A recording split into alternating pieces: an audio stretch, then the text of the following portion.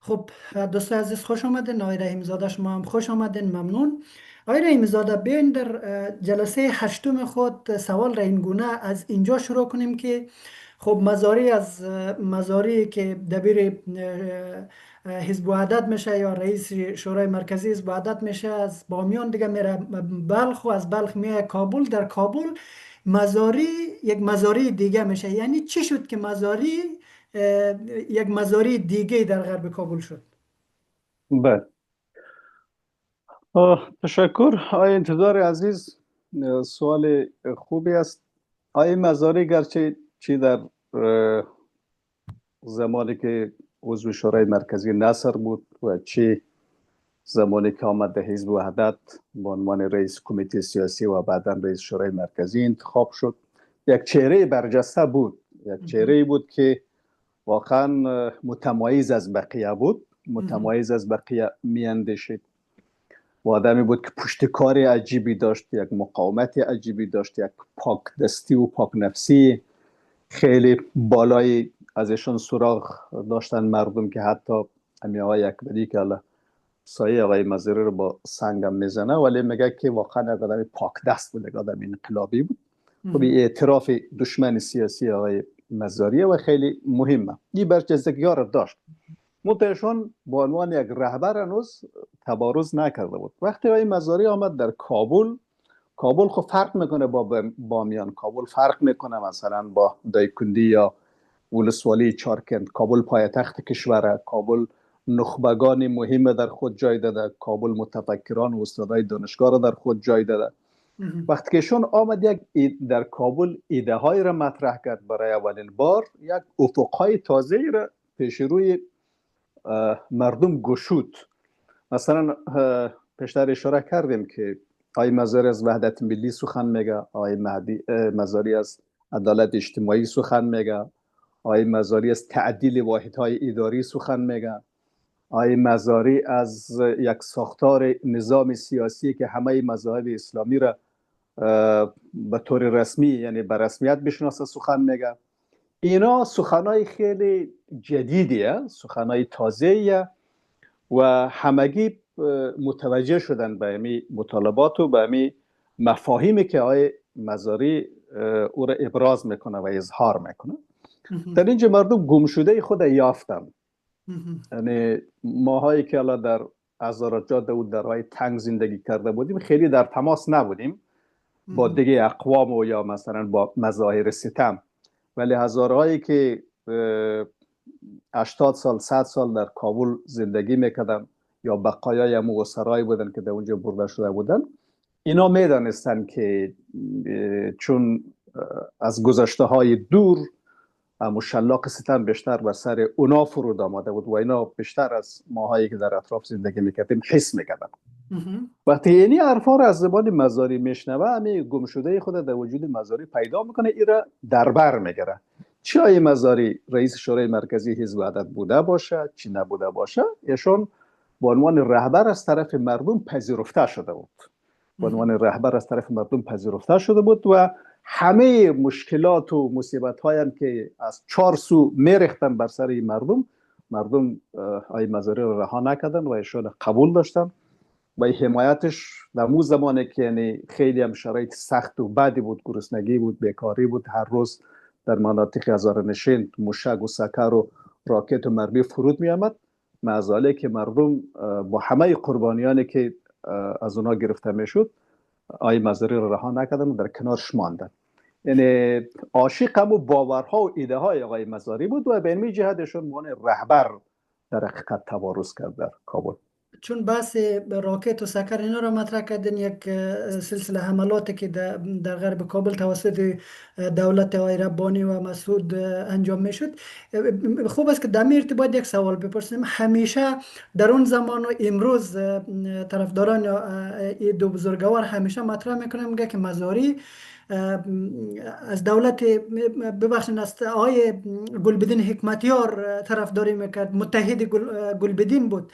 یعنی به یک نحوی خب به گونه جلوه میده که طرفداری از گلبدین به هر حال متحد شدن با گلبدین گناهی بزرگ در این قسمت ما میخوایم که مخاطبین ما یک مقدار بهتر بشنوه و بدونه.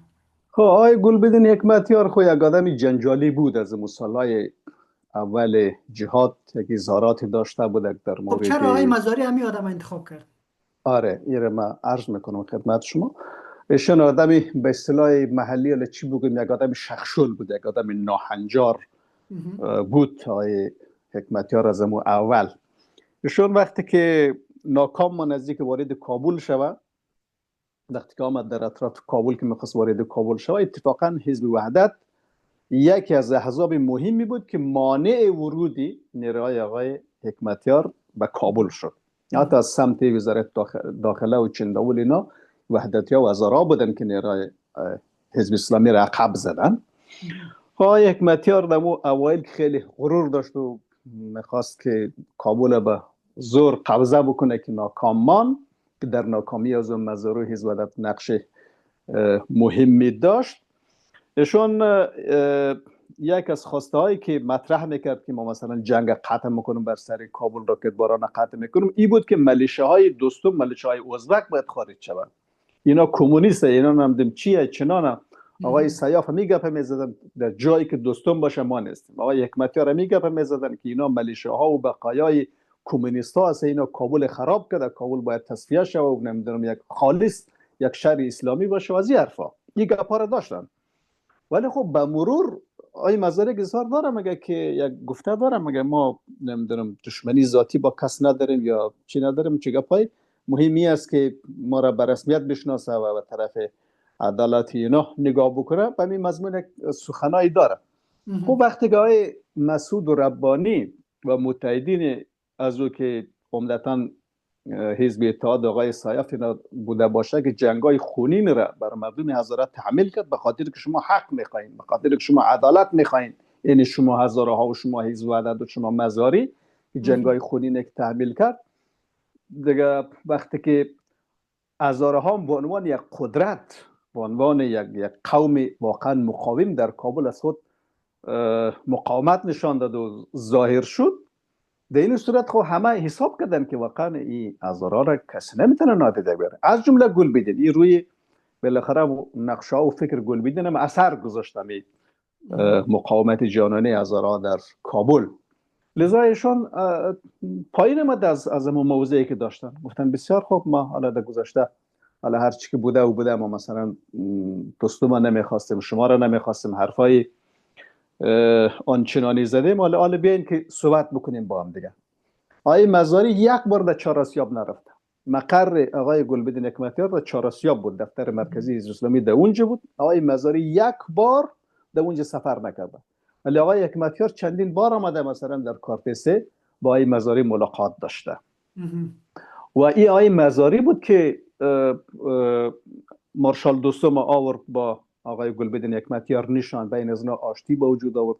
و او زمان بخوای نخوای، در او ظرف زمان بخوای نخوای، حزب اسلامی در حقیقت بیشتر نمایندگی پشتون ها را، یعنی این تو تلقی بشد که نماینده پشتون ها حزب اسلامی و گلبدین حکمتیار، بخوای نخوای مارشال دوستم هم نماینده ازبک ها بود دیگه، که حزب قدرتمند بود که ازبک ها یک پارچه از رو حمایت میکردن. این اتفاقا نه عیب کار آقای مزاری است که حسن کار آقای مزاری است، که وقتی که دو قومی که با هم دیگر می جنگیده، با هم دیگر در تنش بوده، اینا رو آورده حول یک محور مقاومت بر علیه یک حکومتی که هیچ کسی را نمیخواد، نه پشتون، نه ازبک، نه هزاره، هیچ کسی را نمیخواد، یک محور مقاومت بر علیه به وجود آورده. این از نظر عظمت تا جایی که مطالعه کردیم حسن کار آقای مزاری، نه اینکه عیبی باشه بر دامن آقای مزاری. خب من از فهوای کلام شما این رقم برداشت میکنم که شما میگین که در این جای مزارب در یک اکثریت متشکل از سه قوم بزرگ افغانستان در مقابل یک جریانی که حالا خب به اصطلاح ساده ترش که قدرت را قبضه کرده و دیگه طرفدار انحصار است قرار داده دیگه. بله. آقای مزاری البته ای که با آقای حکمتیار نشست و دیگه خب و جنگا و خصومت ها در ظاهر قطع شد، یعنی بین هزاره ها و بین پشتون ها دیگه رفت و آمد اینا آزادانه انجام میگرفت. کار درستی بود، ولی در عین حال آقای مزاری گفته بود که ما اگر همین موضعی که حالا آقای ربانی و مسعود داره، اگر همین موضع را فردا آقای حکمتیار بگیره، ما بر علیه آقای حکمتیار هم هستیم. یک کسی دیگه اگر همین موضوع بگیره، بر علیه از او هم هستیم. یعنی خواست و مطالبه اصلی آقای مزاری یک عدالت ساختاری بود، عدالتی که واقعا دوام داشته باشه و بستگی به پسند و ناپسندی یک فرد نداشته باشه. خب آقای رحیمی زاده، برمیگردیم به بحث از وحدت و آقای مزاری و مشکلات داخلی که در غرب کابل وجود داشت. خب آقای مزاری بدون شک برای اولین بار تثبیت کرد که خب غرب کابل به عنوان یک جریان مقاومت یا یک نقطه مقاومت خیز، اما قسمی که شما گفتین میتونه طرف مهم معادلات باشه، ولی خب از حق نگذاریم که در داخل حزب وحدت هم در غرب کابل مشکل کمی وجود نداشت، مشکلات زیادی بود. بنابراین خوبه که در اینجا با این سوال شروع کنیم که آیا در غرب کابل در حزب وحدت کدام انتخابات درون حزبی برگزار شد نشد، چی رقم بود؟ بله، حزب وحدت خود طبق اساسنامه یعنی هر سال بعد اعضای شورای مرکزی جمع میشدن، کنگره تشکیل میدادن، اعضای شورای مرکزی و شورای عالی نظارت جمع میشدن و از نوع هیئت رئیسه شورای مرکزی رو انتخاب میکردن، رئیس، معاون دوم، مثلا رؤسای کمیته ها و اینا را انتخاب میکردن. خب سال 70 که مزاری رئیس شورای مرکزی انتخاب شد و تعیینات انجام گرفت در یک هولنگ بامیان دیگه، سال 71 کابل، در کابل دولت نجیب سقوط میکنه و مجاهدین در اونجا وارد میشه و جنگای اتفاق میفته دیگه، این تعیینات عقب افتاد. بنابراین شورای مرکزی در کابل، در بامیان مستقر بود. آقای مزاری که رئیس شورای مرکزی بود در کابل مستقر میشه و یک شورای تصمیم گیری در کابل ایجاد میشه که ریاست از شورای تصمیم گیری را هم رئیس شورای مرکزی آقای مزاری بود بر عهده داشت و یک تعداد از اعضای شورای مرکزی و شخصیت ها عضویت شورای تصمیم گیری را داشتن. دیگه سال 73 کنگره در کابل برگزار شد، تابستان سال 73 که در اونجا خیلی یک کنگره حساسی هم بود دیگه. تعداد زیادی از اعضای شورای مرکزی بالاخره با مداخلات دولت و با توزیع پول و امکانات اینا، یعنی علیه آقای مزاری موضع گرفته بود و در صدد ازی بود که ایشون از ریاست شورای مرکزی برطرف بکنه و گزینه از اون آقای اکبری بود. آقای اکبری را اینا کاندید کرده بودن، مثلا سید ابوالحسن فاضل، سید عالمی بلخی و کسانی که از ملاقات همینا بودن. اینا آقای اکبری را پیش کشیدن که در اون انتخابات در سال 73 که برگزار شد در این ساختمان شورای ملی در کارتسه در سرگ شورا، یعنی اینجا انتخابات برگزار شد که آقای مزاری بار دیگه به عنوان رئیس شورای مرکزی با اکثریت قاطع آرا انتخاب شد و رأی برد. پیش از اینکه مجددا بحث ادامه بدیم در تحولاتی که بعد از کنگره سال 73 پیش میاد، ما در زمانی که در کابل بودم با چند نفر از کسانی که در تحولات غرب کابل بود صحبت کردم. خب شما خبر دارین یک مقدار یک سلسله مصاحبه ها را گرفته بودم. در اونجا یک دو نفر برای ما گفت که آقای مزاری در داخل حزب به شدت تحت فشار بود از چند جناح.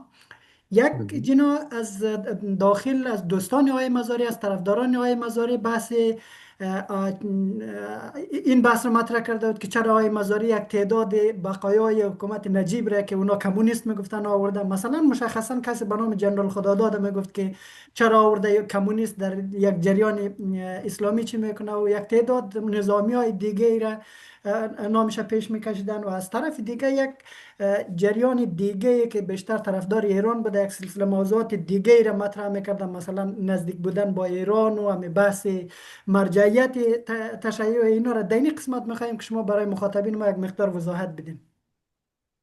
خب شما قطعا اطلاع دارین که حزب وحدت اسلامی خو فراهم آمده از احزاب متعدد بود دیگه، از 8-9 حزب بود که عمدتا پاسدارا بودن، پاسداران جهاد، بخشی از حرکت اسلامی، شورای اتفاق، حزب دعوت، حزب نیرو و بقیه احزاب خردریزی که جبهه متحد یک از احزاب نسبتا مهمی بود که به حزب وحدت آمده بود، پیوسته بود دیگه. به هر حال فرق میکرد، دیدگاه ها فرق میکرد و این ایده هایی که آقای مزاری در کابل طرح کرد، این ایده ها حتی قابل هضم برای بخشی از اعضای شورای مرکزی حزب وحدت هم نبود.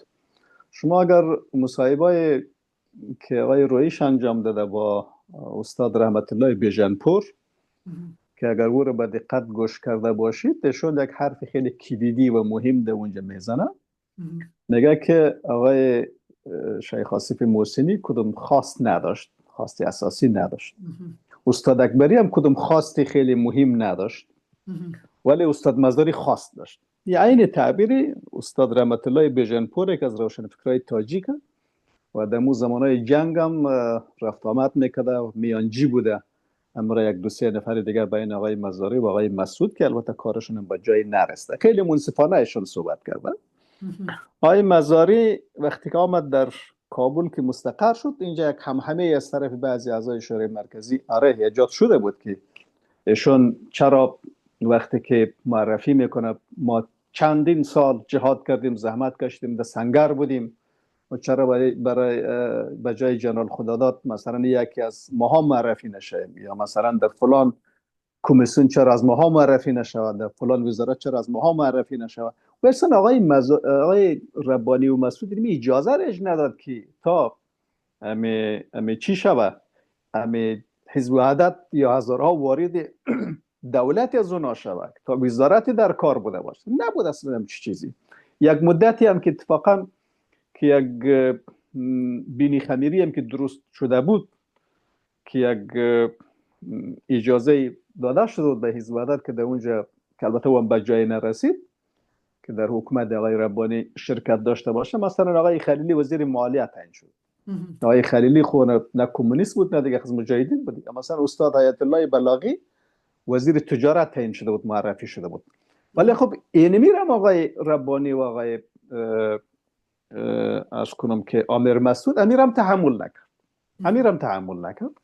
ولی آقای مزاری من پیشترم عرض کردم که به هیچ عنوانی از خواست عدالت ساختاری و خواسته های اساسی خود فراموش نکرد و کوتاه نیامد و نباید هم کوتاه میامد. اگرشون کوتاه میامد مثلا مرفت یک نام یک وزارت پلان، یک وزارت کار امور اجتماعی یا چی رم که میگرفت و میرفت زیر کله آقای ربانی و مسعود میششت که ما مثلا 14 سال جهاد کردیم به نمایندگی از هزاره آمدیم یعنی منصب گرفتیم. این اگر آقای مزاری کار میکرد، مزاری که حال هست او مزاری نبود. و طبیعی است که یعنی موضوعات اختلافات یک مقدار اوج داد در درون حزب وحدت. مثلا آقای اکبری دیدگاهش فرق میکرد. آقای اکبری یک کلیپ ازشون دیدم که میگه که حزب اسلامی اگر با دولت آقای ربانی جنگ میکرد خودشون داعیه داشت، ایشون داعیه قدرت داشت، ما خو او داعیه را نداشتیم. این عین گپ آقای اکبری، ما خو او داعیه را نداشتیم. یعنی ببینید که ایشون میگه که ما داعیه نداریم، یعنی به یک شکلی به طفیل یک کسی زندگی بکنیم دیگه، یک جای پینا شویم که همونجا دم متیر شه یک چند روز.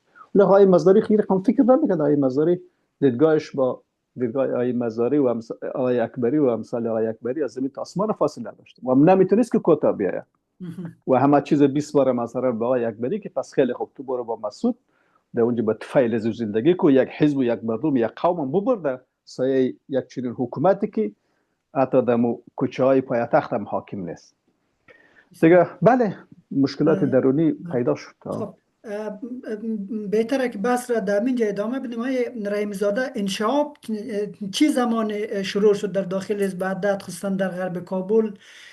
چی کسی اقدام به انشعاب کرد برای اولین بار؟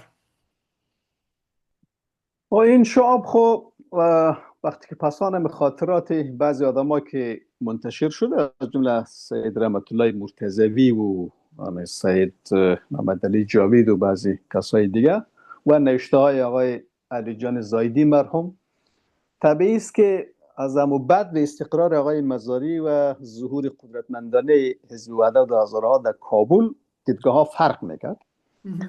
خب در جنگ ها ما و شما صحبت کردیم که جنگ از طرف آقای سیاف تحمیل شد دیگه. برای اولین بار در سیلو چند نفر عضو شورای مرکزی را اینا کشتن و علیه نه تنها شیعه ها که علیه آقای دوستم و ازبک ها و اینا که اونا را کمونیست گفته علیه اونا موضع گرفتن و خواهان یک شهر خالص اسلامی در پایتخت بودن. اینا خب از طرف دیگرها بود، از طرف آقای مزاری که نبود. آقای مزاری فقط در این قدر گناه داشت که مقاومت میکرد و مردم هم ایشان سردیست خود بلند کرده بود به عنوان رهبر و پیشوای سیاسی و میخواستن که ایشان مقاومت بکن. آقای اکبری و اعضای شورای مرکزی در سال 72 یعنی اعضای شورای مرکزی از بامیان به عنوان مرکز ترک کردن و خواستن که مستقر شوند در کابل. در سال 72 ایشان یعنی آقای اکبری و دیگه اعضای شورای مرکزی رفتن در کابل. وقتی که رئیس شورای مرکزی اونجا است باید دیگه اعضای شورای مرکزی هم در کابل باشن. میدونید که کی اینا رو بردن در کابل؟ یعنی آقای اکبری با اعضای شورای مرکزی توسط طیاره های آقای ربانی و مسعود وارد کابل شدن. توسط هلیکوپترهای آقای مسعود ربانی وارد کابل شدن، در حالی که آقای ربانی و مسعود با حزب آقای اکبری و اعضای شورای مرکزی یعنی که حزب وحدت باشه در حال جنگه. با رئیس شورای مرکزی می جنگه. با رئیس شورای مرکزی می جنگه. حادثه افشار به وجود آورده و هر روز در سر مناطق غرب کابل مشک و سکر میخوره. ولی خب آقای اکبری با همراهان خود توسط هلیکوپترهای از اونها وارد کابل شدن. وارد کابل هم که شد آقای ربانی اینا در ارگ دعوت کرد. فیلمش هست، فیلمش در آرشیف تلویزیون کابل هم هست و من در پاکستان در دفتر حزب وحدت هم دیده بودم. آقای اکبری با اعضای شورای مرکزی در ارگ رفتن، مهمان آقای ربانی شدن، مهمان حکومت و در اونجا خوش و بش و تحفه و مذاق و اینا شکل گرفتن. آقای رحیم‌زاده صحبتاش مازیار چمنه رو همین یک سوال مهم است. این مهمانی زمان شکل گرفته که حادثه افشار با وقوع پیوسته یا قبل از حادثه افشار است؟ بله حادثه افشار در زمستان 71 اتفاق افتاد. سال 72 حزب وحدت وارد از بامیان شورای مرکزی وارد کابل شده. بله این کارا صورت گرفته. همین نفس یعنی شکل انتقال اعضای شورای مرکزی در کابل توسط هلیکوپترهای حکومت میره و همچنین نشون میره مهمانی آقای استاد ربانی در ارگ میخوره. این به این معنی که آقای ربانی آقای مسعود یعنی ما با شما هستیم، ما مخالف مزاری هستیم، ما اصلا دوست نداریم دیگه. خب ما به تو حسن نیت داریم. اینا پیامش همیست، پیامش همیه. و آقای مزاری پیشتر اشاره کردم که از اونجا که مردمشان روی دست خود گرفته بود و مردم آرزوهای درونی خود در سیمای مزاری میدید، خلاصه خب یعنی مردم یک خواست داشت و این آقایان خواست دیگر داشت. این یک شکاف عمیق دینی وسط به وجود آمده بود بین شورای مرکزی و بین مردم در حقیقت. و طبیعی بود که او جایگاه آقای مزاری در نظر مردم کابل هزارها پیدا کرده بود. تحملش برای آقایان سخت بود دیگه، آقایان اعضای شورای مرکزی. در قسمت حادثه افشار آقای رحیم‌زاده آقای مزاری را چند سخنرانیش هست که بسیار تلخ صحبت میکنه، بسیار آدم میبینه و درک میکنه. یک ردپای یک خیانت داخلی وجود داشت. چی کسانی عاملی حادثه افشار از بعد داخلی حزب وحدت بود؟ او را خب ما اگر بگوییم خب یک تعداد زیادی که همون رقمی که در این سالها عربده کشیده و به خصوص در 4 سال اخیر یک تعداد در اروپا هم آمده که های هوی را مندازه که های 23 سنبله که هزاران نفر کشته شد که در افشار ایتر شد اوتر شد. اینا باز یک کلمه گپ از حادثه افشار نمیزنه. همین آدمای خود حقیر نگری که در اروپا ها همجا در کشورهای اروپایی هستن بعضا از مزاری تا اونجا که بخوای بد میگه ولی یک کلمه از افشار نمیگه. برای چی؟ برای از که مسلمه دیگه نباید هم بگویه. چون آقای صدیق چکری در ارتباط اظهاراتی داره اون یک آقای پیگیر در یک مستند تهیه شده در شبکه‌های مجازی، پیگیر که عملا در کابل زندگی میکنه و او معرفی میکنه که فلانی فلانی فلانی که مخالف آقای مزاری بود از بین خود شاه‌ها و هزاره ها، اینا آمدن علمی سنگر نشان میده با دست خود این سنگر گرفتن و اینا از فراز کوه افشار وارد محله شده و ناموس از این مردم حد که حرمت کردن و خانه ها رو ویران کردن و کشتن و از این حرفا. این دیگه مشخصه. آقای مزاری خب چون حادثه خیلی حادثه تلخ و طاقت شکنی بود، به واقع دیگه قسم یاد کرده بود که ما به بازخواست نمیگذارم خیانت کسانی که عامل این فاجعه شده، اگر بتونم اینا میگیرم. اما کارم کردم. یک چند نفر اعدام شده، اعدام شده را شما میشناسین دیگه، نیاز نیست که من به اینچه تکرار کنم نامشان.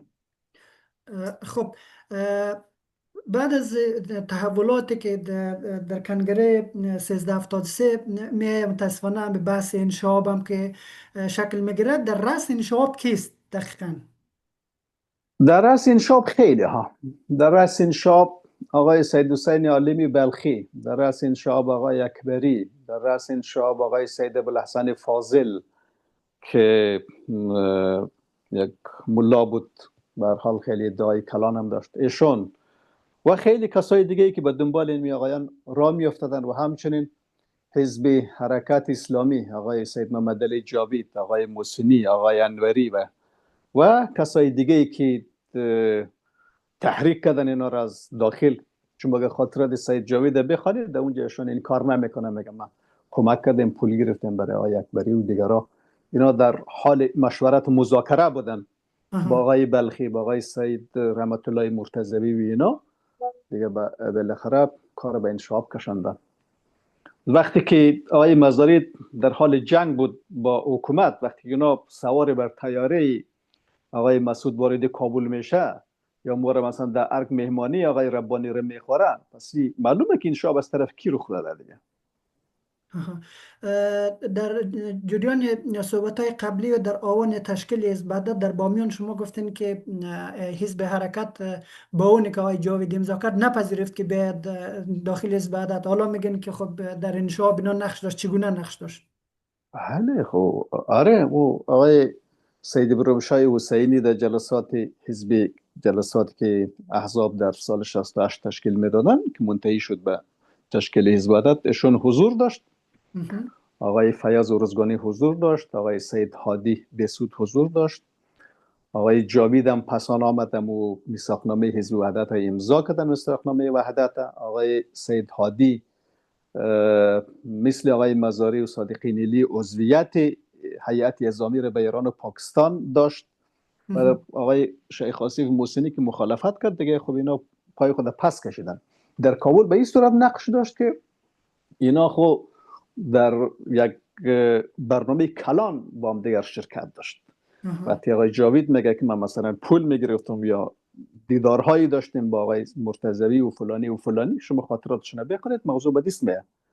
با فلانی دیدار داشتیم، مشورت داشتیم، صحبت کردیم که آقای مزاری رو میخواستیم به انتخابات شکست بدیم. اصلا به انتخابات نقش داشته دیگه در انشعاب. یعنی از بیرون به یک نحوی کمک میکردن؟ بله بله. ببینید ما با مرحوم آقای وایزی سال 74 که ما بعد از اینکه مراسم خاکسپاری شهید مزاری که ختم شد، ما با آقای وایزی رفتم پاکستان. یک ما در دفتر حزب وحدت در پشاور بودیم با هم. در اونجا ایشون زیاد صحبت نکرد، آقای وایزی مرحوم.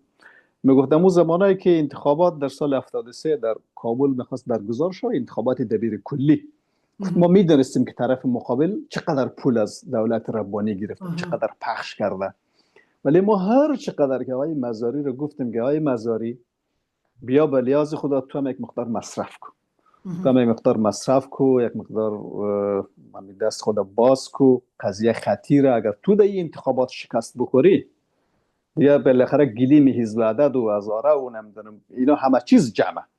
آقای مزاری زیر بار نرفت. هر چقدر که ما اصرار کردیم گفت نه. خب هر کسی که رای بود خیلی خوب. و نه آقای اکبری اگر رای ببره ما اصلا اطاعت میکنیم، بالاخره پیش میبریم حزب وحدت. گفت یک کرانه آقای مزاری مصرف نکن. برای از که خودش رای بیاره و سرانجام هم دمو انتخابات آقای مزاری با همه که طرف مقابل اون هم تلاش کرده بودن، آقای مزاری 45 رای برد، آقای اکبری 32 رای. میره ایمزاده مشکلات مناطق مرکزی مزارجات اینا بعد از انشا به کابل مجددا برگشت، درگیری های جنایی و حزبی و کشت و کشتار شروع شد. یک سلسله کشتارهای خیلی وسیع به شکل گرفت، مثلا از صادقی و اصغری سیاچوب شروع بکنیم، اما رقم خب کسای دیگه مثل آقای ابراهیمی و در شهرستان هم تحولات اینا پیش آمد. در این قسمت ما میخوایم کوتاه نظر شما رو داشته باشیم، مطالعه شما رو داشته باشیم چرا باعث شد، چرا همین بحث کشت و کشتار درگیری داخلی مجددا برگشت در مناطق مرکزی. خب ببینید در سال 73 بعد از اینکه انتخاباتی که پیشتر عرض کردم که برگزار شد، و انتخابات آقای اکبری و امو حامیای اونا که شکست خوردن، در 23 سنبله جنگ اتفاق افتاد.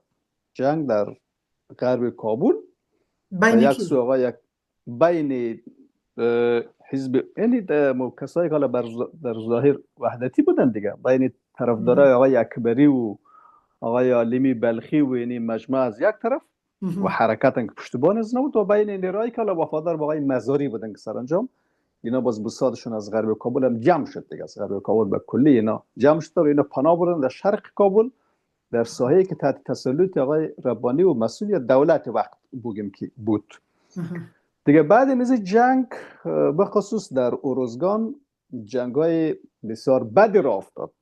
خب در سال 73 که در مواخر 73 که در ماه خود که آقای مزاری هم که اسیر شد و به او شکل به شهادت رسید، اینا عزم خود جزم کردن. دولت آقای ربانی، آقای انوری، آقای کاظمی، آقای اکبری و همه اینا عزم خود جزم کردن که خلاصت همین گلیم وحدتی جماعت از کل هزاراجات جمع کنن. بخصوص در اورزگان جنگای خیلی خونین اینا راه انداختن، جنگای خیلی بد را اینا راه انداختن که تعداد زیادی هم کشته شد دیگه. آره، حالا آقای مزاری مثلا دیگه نیست، کشته شده دیگه، ما باید گلیم اینا را جمع کنیم.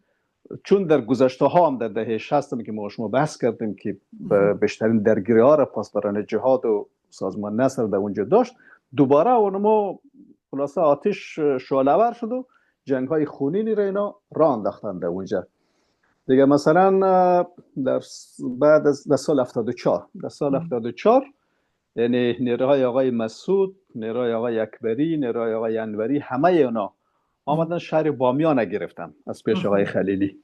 آقای خلیل رئیس چی تعیین شد دیگه، تا نزدیکای یکاولنگ پیش رفتن، و او طرف هم در دایکندی خدا بیامرز آقای امینی اشتله و دیگه همو نیروهایشون دیگه در هر جایی که همی وحدتی های اینا بود اینا جنگ را انداختن که تا اینا را از طریق زور و جنگ حذف کنه، که البته به او هدف خود نرسیدن دیگه. یک دستور کلی از طرف دولت بود، زمان در یک طرف وحدتی میگفتن که هست، در یک طرف دولتی هم در هزاراجات یک دولتی آقای ربانی خونجا نیرو نداشت، نیروهایشون هم نیروهای آقای اکبری بود و نیروهای آقای انوری بود، یعنی منا بودن دیگه. بسیار عالی. خب وقت ما خیلی کم آقای رحیم زاده، بس را جمع بکنیم. یک سوال خیلی کوتاه اگه جواب بدین. آقای مزاری در بحبوحه‌ای که قرار بود طالبا وارد کابل شوه اینا، چرا با دولت آقای ربانی مذاکره نکرد که جلوی این حادثه که خودش اسیر شد اینا را بگیره؟ مذاکره کرد، هیئت فرستاد. ما اتفاقا در این قسمت گپ دارم، حالا اگر وقت کوتاه باشه در ظرف 1 دقیقه 2 دقیقه نمیشه، میشه که در قسمت بعدی باز بیشتر باز کنیم. پس ادامه بدیم در قسمت بعدی پیش از اینکه بحث را ببندیم. اشکال نداره، ادامه میدیم. فعلا 4 دقیقه وقت داریم، بفرمایید. خب ببین آقای مزاری وارد صحبت با چی شد اصلا بین اینطوری بگم، زمانی که در زمستان 73 طالبان از قندهار ظهور کرد، و با یک سرعت عجیب اینا هلمند گرفتن، امترا آمدن پیش تا غزنی. آقای مزاری خطر احساس کرده بود. آقای مزاری میدانست که اینا چی مردمی و از کجا حمایت میشه و از کجا آب میخواد، یعنی ریشه ها را درک کرده بود. به می لحاظ نیرو فرستاد در غزنی. قماندان شفیع آقای مزاری روان کرد در غزنی، روان کرد که تا با تشریک مساعی با دیگه نیروهای جهادی و احزاب در غزنی جلوی اینا را بگیره که نازمی پیشروی نکنه. و در اونجا رفتن تا خب دیگه نیروها و مجموعه ها خیلی همراهی نکرد و آقای شفیع هم در اونجا دید که ضربه میبینه، به تانه حریف طالبان نمیشه، برگشتن به کابل. دیگه خب زمانی که آقای حکمتیار طالب آمد میدان شهر گرفت، لوگر گرفت، چهاراسیاب گرفت که مقر اصلی آقای کی بود؟ آقای حکمتیار. آقای ربانی به شدت در تلاش برآمد که آقای مسعود که تا با طالبا وارد صحبت شود و اینا رو حمایت بکنه. از امو بعد وی ظهور طالبا، دولت آقای ربانی و دولت آقای مسعود طالبا رو حمایت کردن. مثلا کسی به نام ملا نقیب در قندار که جمعیتی بود، او به دستور آقای ربانی و مسعود به طالبان میپیونده یا در قطرها را برای از او باز میکنه، برای از او پول میفرسته، برای از او تکنسیان میفرسته که تا تیاره ها را در قندار مثلا بازسازی کنه و طالبان قدرت بگیره. یعنی تا زمانی که غرب کابل طالبان نگرفت، تا اون زمانه آقای مسعود و آقای ربانی طالبان را حمایت کرد و خود امیر مسعود هم در میدان شهر با طالبان مذاکره کرد. و آقای سیاف زمانی که طالبان در غزنی و دنی ساعت که رسیده بود، اینمی تعبیر داشت در رسانه‌ها که ما یادم مانده، گفت طالبان مردم نیکی هستند. گپ آقای سیاف بود. یعنی آقای ربانی و مسعود و دولت اینا و متحدین اینا طالبان را یکسره حمایت کرد، ولی آقای مزاری در برابر اینا موضع داشت. خب زمانی که چهاراسیاب رها کرد آقای حکمتیار، آقای مزاری هیئت